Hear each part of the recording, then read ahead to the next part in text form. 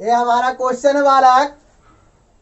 मीनार के आधार और एक सरल रेखा में 4 मीटर और 9 मीटर की दूरी पर स्थित दो बिंदुओं से मीनार के शिखर का उन्नयन कोण पूरक कोण है। तो मीनार की ऊंचाई ज्ञात करें।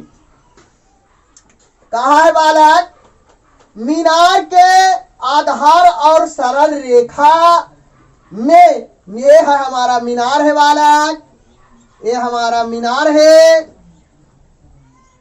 ये मीनार है जी, ये हमारा मीनार है। कहा है मीनार के आधार और एक सरल रेखा में 4 मीटर और 9 मीटर दूरी पर स्थित दो बिंदु है। यानी मीनार के आधार है ना, आधार और एक सरल रेखा में, यानी मीनार के आधार और एक सरल रेखा में, यानी मीनार के आधार और एक सरल रेखा में दो बिंदु स्थित है। एक बिंदु हमारा इधर है बालक और एक बिंदु हमारा इधर है। मीनार के आधार और एक सरल रेखा में 4 मीटर और 9 मीटर की दूरी पर स्थित है। यानी हमारा मीनार के आधार यानी 4 मीटर और एक हमारा है 9 मीटर की दूरी पर, 9 मीटर की दूरी पर दो बिंदु स्थित है। फिर से देखेंगे फिगर बालक। एक मीनार है और आधार और एक सरल रेखा में 4 मीटर और 9 मीटर की दूरी पर स्थित है। यानी इधर माने है बालक 4 मीटर और इधर माने है 9 मीटर। यानी अब देखेंगे बालक, आगे क्वेश्चन देखेंगे।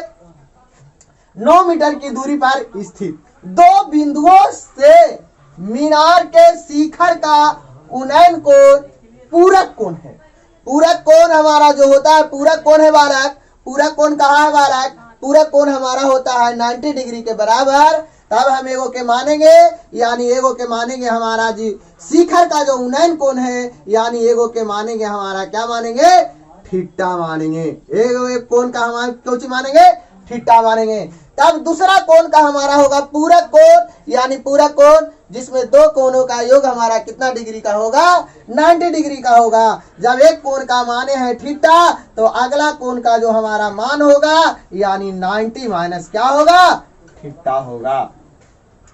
अब हम देखेंगे बालक आगे कौची कहा है ना, पूरक कोण है तो मीनार की ऊंचाई ज्ञात करें। ये मीनार की ऊंचाई ज्ञात करे कहा है बालक, तो मीनार की ऊंचाई हम मान लेते हैं h मीटर। मीनार की जो ऊंचाई माने है बालक h मीटर है। लिख देंगे बालक। अब हम नामाकरण करेंगे, यानी हमारा a लिखेंगे, ए बी लिखेंगे, ए सी और ये हमारा क्या लिखेंगे, डी लिखेंगे।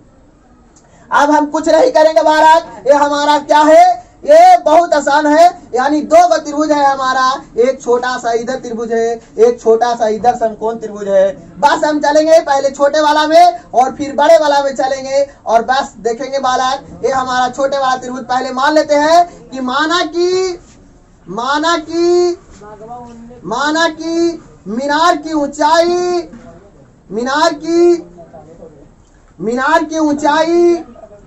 मीनार की ऊंचाई हमारा h मीटर है। देखेंगे बालक, ये हमारा त्रिभुज है, त्रिभुज देखेंगे बालक। यानी दोनों त्रिभुज में हम देख रहे हैं बालक, दोनों त्रिभुज में ये हमारा देख रहे हैं, दोनों त्रिभुज में हमारा लंब क्या है, यानी इक्वल है, बराबर इसका ही, यानी ये वाला त्रिभुज का भी लंब यही है और ये वाला त्रिभुज का लंब हमारा ये भी है। तो चलेंगे बालक त्रिभुज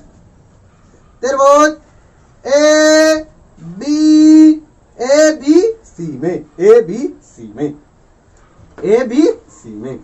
आप देखेंगे बालक कि दोनों त्रिभुज का जो लंब है, जो इसका भी यानी ये वाला त्रिभुज का लंब है, यानी ए भी है और ए भी वाला त्रिभुज का लंब हमारा क्या है, ए भी है। यानी ए बी और हमारा यानी ये त्रिभुज का लंब और ये त्रिभुज का आधार हमारा क्या है, बी सी है।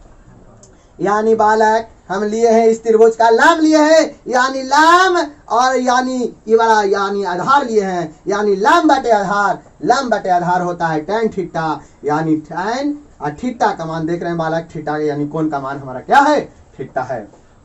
अब हम पुट करेंगे बालक ए बी हमारा क्या है, ए बी हम माने हैं एच मीटर, एच लिखेंगे। और बी सी हम क्या माने हैं, बी सी हम माने हैं, बी सी हमारा क्या है, बी सी हमारा क्या है यानी 4 है तो 4 लिखेंगे।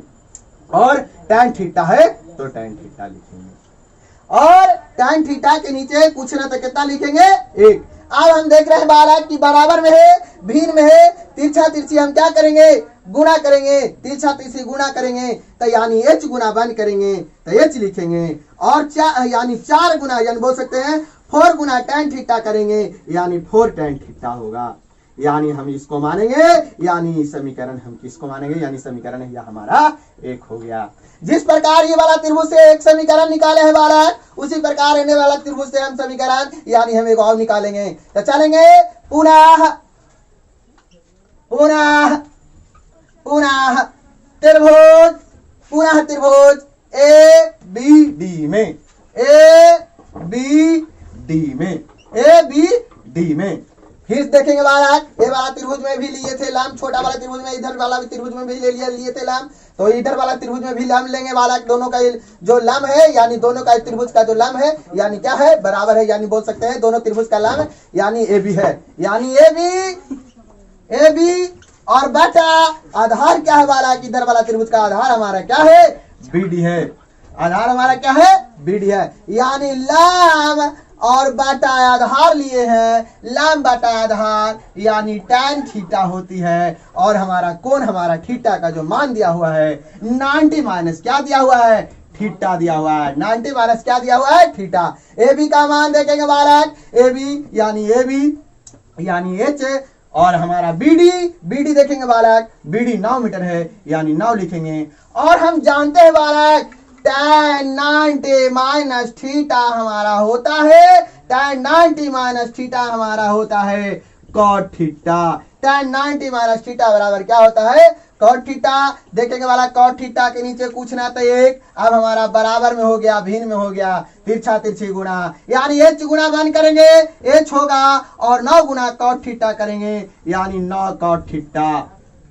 अब हम क्या मानेंगे बालक, यानी समीकरण इसको हम क्या मानेंगे, यानी समीकरण हम 2 मानेंगे।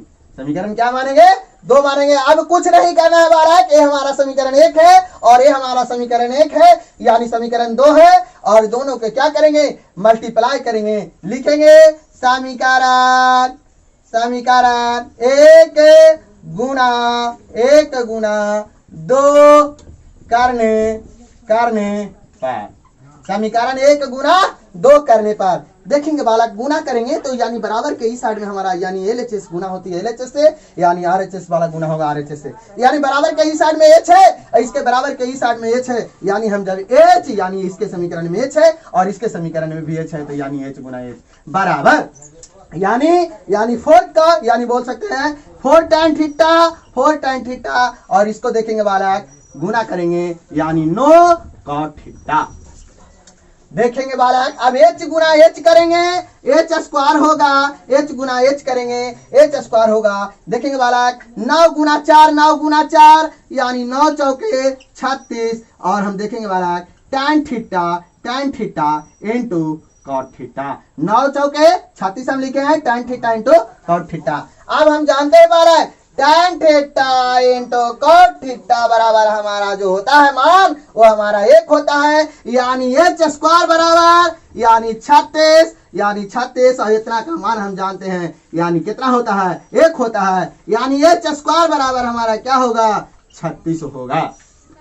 अब हम देखें बालक यानी हमको h स्क्वायर का मान आया है 36, लेकिन हमको h का मान ज्ञात करना है, यानी h बराबर ई पट्टी हम जानते हैं कि ई पट्टी जब स्क्वायर में रहती है तब स्क्वायर हटेगा तो ई पट्टी जाएगा, तब हमारा क्या होगा यानी रूट में यानी हमारा क्या होगा 36 होगा। यानी h बराबर हमारा क्या होगा h बराबर अब हम जानते हैं कि रूट में रहता है तब वर्गमूल निकालते हैं, यानी h बराबर कितना के वर्ग है बालक 6 के वर्ग है, यानी 6 यानी h बराबर है जो हमारा मान आया यानी 6 मीटर आ गया, यानी h बराबर जो हमारा मान आया 6 मीटर। अब हम लिख देंगे बालक यानी मीनार जो पूछा है मीनार की ऊंचाई, यानी मीनार की जो ऊंचाई है यहाँ पर लिख देंगे मीनार की ऊंचाई